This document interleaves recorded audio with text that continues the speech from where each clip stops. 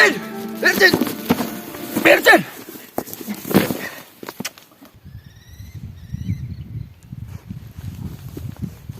Mercan! Aşı? Otuydun mu? Aa, otuyorum. Ne yapıyorsun? Sana araş otuyorum. Kim arastıydı? Sen ne hile aşı? Ben ne akıllım ben? İç kıskanç.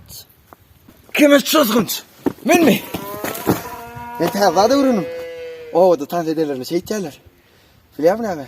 Ne mi? Gözün katıdın yum aç.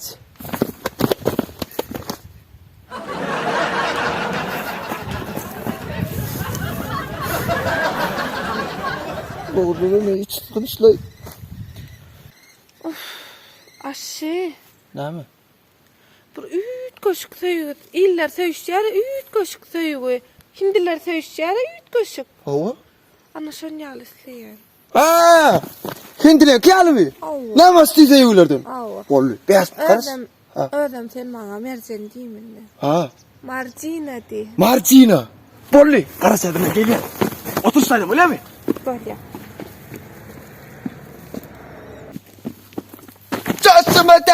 Tasma teykey wala.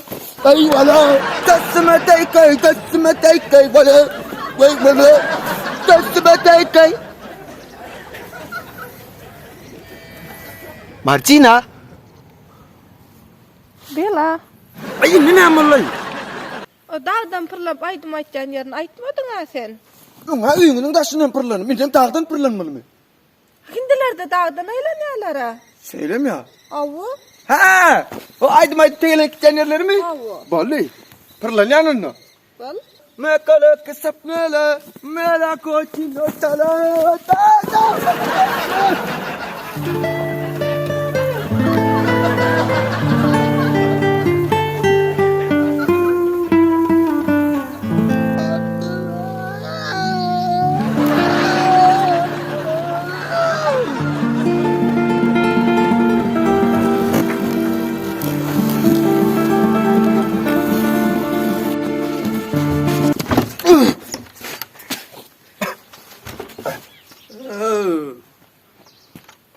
Ne yapıyorsun? Ağam, Oh. ben nira geldim ay. Aa, sen niye gelmedin orada? Ben kaysamda ya kargaladım ayttım. Aa, beyazı çeleken o. Çeleken? Ava? Evet, dur ağam ben onu turasını izin koy, böyle koş.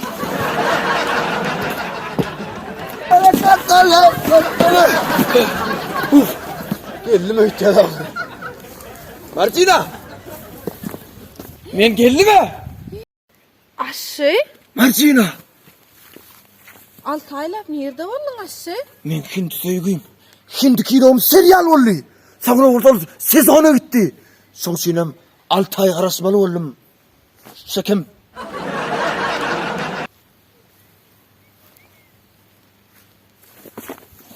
Aytıp koy bakın diyorum.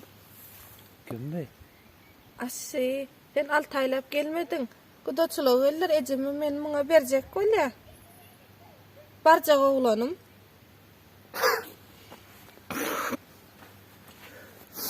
Marcina. Yoksa da Mercan. Ne diyorsun 6 aylar tağlanım. Men kilom seriala gitti. Sen varsa. Sen varsa. Varsa atıp kino ulan kalıver. Men serialım varsa.